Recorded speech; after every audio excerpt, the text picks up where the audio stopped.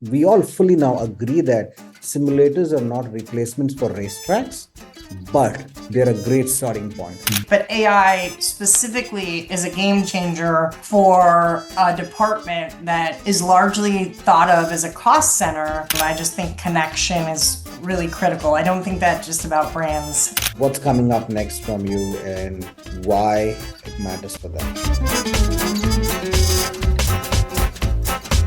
Maybe it's a little early, maybe not everybody is talking about it, but eventually companies that will win will be companies that are human, companies that are empathetic. We should get a lot more human, empathetic, and authentic in what and how we do things.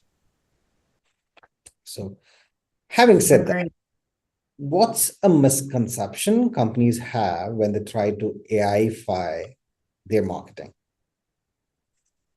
I don't want to simplify it, but I think FOMO is real. I think there's just a lot of companies who are like throwing things at the wall. There's nothing wrong with testing, but I think that companies who are doing this right, there's a few that come to mind, and for me, client-wise, it's where they are treating this as a collective initiative across the company. They have an executive sponsor that's really owning the overarching AI strategy for the company back to business outcomes.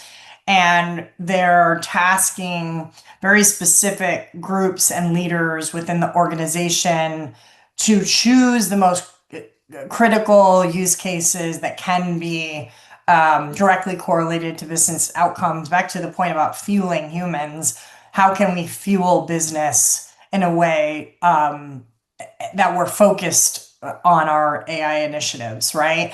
And I think those are the companies doing it really well.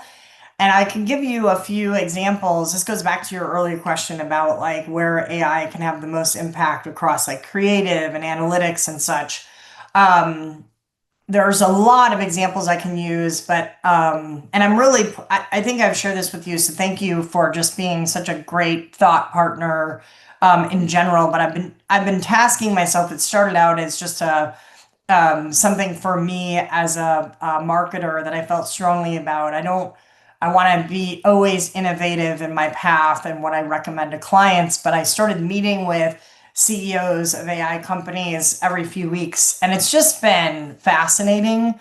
But I share some of the use cases I'm seeing. I'm learning from them, their use cases. It's just been, and all of these questions that you're asking today have come up, and it's just really, really refreshing to hear from them. Sometimes alarming, not with you.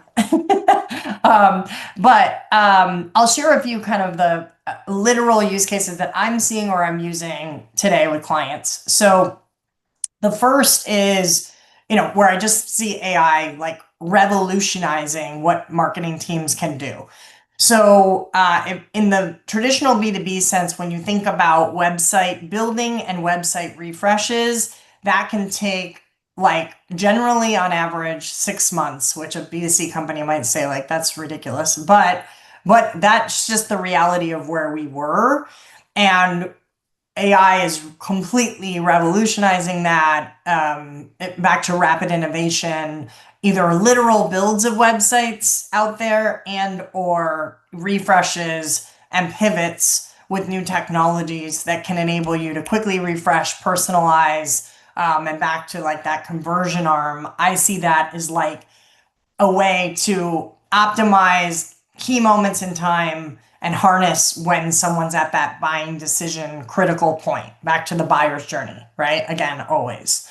The other area is digital personalization. So again, how are we learning in real time what messaging is working? How do we optimize that for higher engagement, impressions, clicks, and response? And then you kind of seen that direct conversion uptick, which directly correlates to pipeline and ARR impact, right? So I think those are some key use cases. The other is just, which gets me so excited, back to B2B marketing and marketers being really hindered with data across multiple silos and tools. I literally the other day had a client say to me, when I ask for when I ask for data about my campaign, I don't want them to tell me that this is based on a tool, right? Like this data is based on this tool, right? They want holistic Right. business level data around a go-to-market motion or a campaign that they're running so that they have that real-time optimization. So that is actually the other area that I see, just back to harnessing and fueling the marketing level goals or campaign level goals to impact the business, that real-time optimization and the holistic nature of collecting that data in real time to say, how is this campaign performing? What do I need to do next? Again, the human ultimately decides how that buyer's journey and customer journey or expansion campaign gets further shaped. But there's all that data at their disposal to make those really sound decisions versus going across like 7 different silos of data, or having a marketing operations person work on that for a month, right? And then lastly, I would say like brand audits. No question, when you're thinking about LMMs and what people now are calling GEO, that people are searching differently on your brand. And there are just real world scenarios that I'm working on now with clients where I can quickly go across so many data sets, when we're talking about LMMs, and come back and say, this is how your brand is showing up. And then this is how you need to shape messaging, storytelling, etc., and rise above the noise in order to put your brand in the market in the way that you want to, right? Because this is obviously where everyone is searching.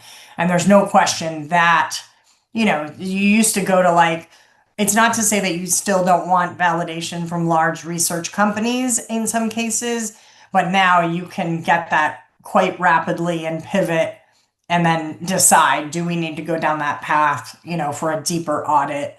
I think I would say those are kind of like the biggest use cases I'm seeing, like literally where I'm implementing or working with clients to optimize, where we're enabling the marketing teams and leaders to make rapid decision making and really just fuel outcomes faster. And if you think about that, the average CMO's tenure is 2 years. Fueling outcomes faster, I mean, for all C-suite, but AI specifically is a game changer for a department that is largely thought of as a cost center, and can then just pivot that thinking to, this is how we're impacting sustainable pipeline and ARR growth over time, and how we're optimizing to do it, right? And I think those CMOs or marketing leaders that are pivoting that way with their CEOs, that's where I'm seeing real traction, and I mean career traction, candidly, and team traction. So those are like the first 5 that just come, easily off the top of my head. There are many more. I also will say that, back to meeting with CEOs, every few weeks of AI companies, and just learning so much and really tasking myself with learning so much. I have embarked upon building a digital twin because I truly believe in this acceleration and the power of AI. But I'll say specifically about building a digital twin, it's not rapid right now. And what I'm finding is that the twin is only as powerful as the prompts and the algorithms, the trained algorithms, and that I have to invest in to help to get to that acceleration point. And I'm seeing that we're pretty early days there, at least like when I'm talking about, not to say that my clientele are the only ones, embarking upon this, but they're pretty early days there, but they see the power and are investing in it, but it's early days. I would be curious around your thoughts here on what you're seeing for digital twin advancement. But I've been really inspired by varying marketing leaders, brand agencies, etc., in tasking themselves with this, because I really do believe it can be an accelerant if you're willing to make that investment. No, I think I'm a big believer in tech, and you know that I'm building myself AI native companies, and I believe digital twin will be integral part of all of our lives as marketers in the years to come. Is it as prevalent, as rapid as we want it to be? Maybe not. I think 2026 will be introduction to digital twins. A lot of us will get more familiar than what we already are with digital twins. But I think it is probably 3 or 4 years from now before it becomes as prevalent as we want it to be. To give you a context as to what I mean by that, see, digital twin will always also have some limitations, right? So for us all to understand, where do we draw the line, where do we deploy a digital twin versus where we probably shouldn't be.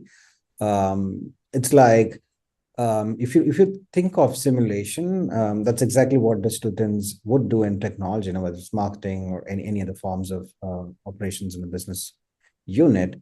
If you try and apply this simulation to, let's say, racing drivers, it did take, from the time simulators were invented to them becoming legally approved training part of racing drivers, it did take, I think there was a lag of about 10 years. The racing ecosystem did not necessarily acknowledge simulators are part of training materials. They said, no, if racing drivers are being trained on simulators, it's as good as they're not being trained. But in 10 years, it came to a point where we all fully now agree that simulators are not replacements for racetracks, but they're a great starting point. They can be part of the training, because not always can race drivers hit the track. They do know how to drive on track. You cannot take the tracks out of the equation, but just to perfect the craft, simulation is going to be an integral part of their training, just to avoid the damages, just to amplify the training process and things like that. So I think taking and applying that to everything that we do as technology companies, as marketers, as AI native builders, digital twins will be our simulation. There are areas that we will have to go beyond digital twin. There are areas that we'll have to go outside simulators and actually drive on the real track. But the whole purpose of having simulators is to get ourselves to a point that we become so good on the tracks when time. Right. So digital twins will be that for all of us. The whole purpose of digital twin is to get to an efficiency that we otherwise will not be able to, and be so good at what we do only because we have digital twins that we can put to test in areas otherwise it's probably not feasible as technology companies, as marketers, as individuals. I love the simulation example, Arun, because that speaks volumes to human amplifier, human accelerator, Right.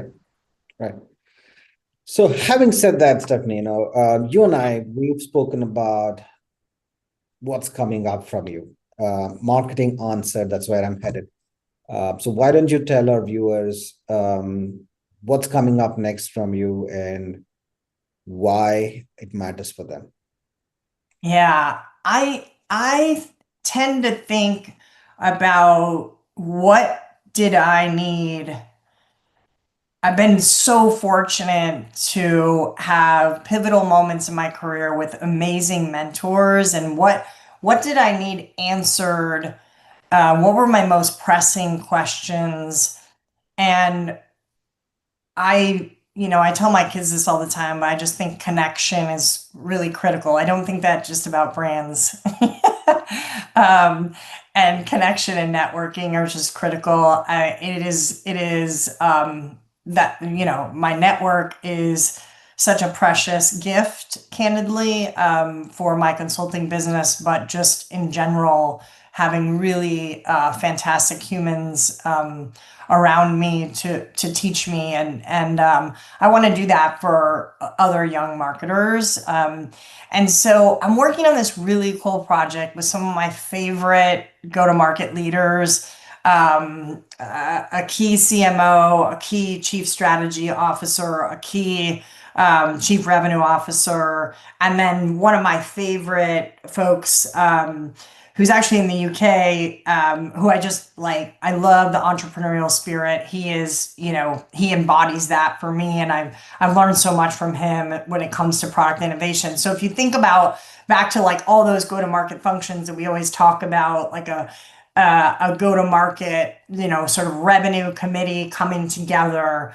That's what I've formed. So I've got this panel of all my favorite mentors and people in marketing, and we're going to aim to answer and address marketing's most pressing questions. So think about it like the real of marketing, no BS, and we're calling it Marketing Answered.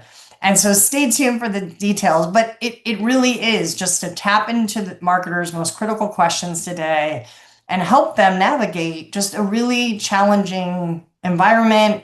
And what I keep hearing are those continued mounting pressures around proving their worth, proving ROI, and really help them deliver and differentiate their brand. And I hope, Arun, that you'll be one of our key guests upcoming soon. But so look for that sometime in January. We're just behind the scenes forming it.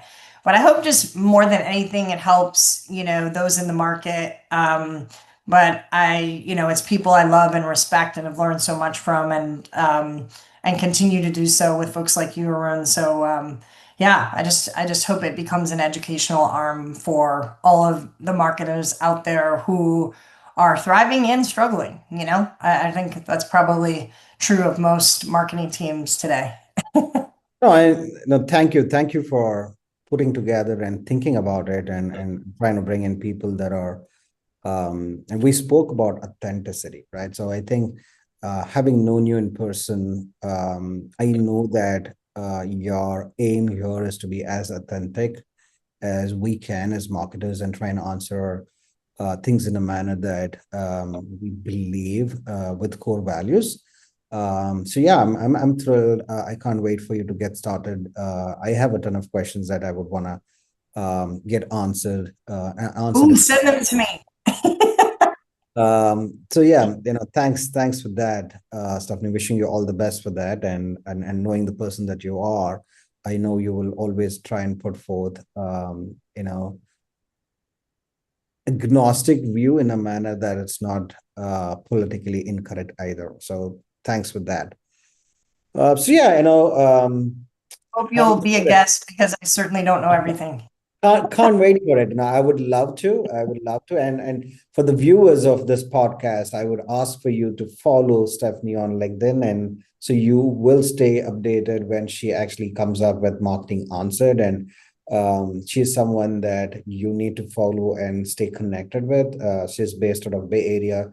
So just in case if you happen to be there, happen to get there for events, you should try and see if you can get her appointment, and possibly for a quick coffee or a lunch. And I do as frequently as I can when I'm in Bay Area. So yeah, every conversation from me with her has always left me enriched. I'm sure and hoping that all of you viewers will feel the same from this podcast, and more so, to hit her a follow, try and connect with her on LinkedIn.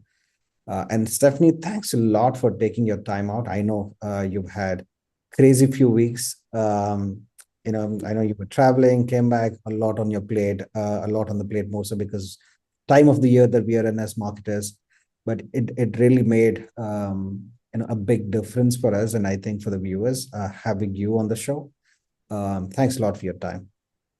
Oh my goodness, Arun, it is a pleasure to have met you, to know you, to continue to partner with you. You are, in my mind, one of those just formidable thought leaders and innovators, and just embody authenticity and value connection and customers. And I just, it's refreshing. You don't always see that.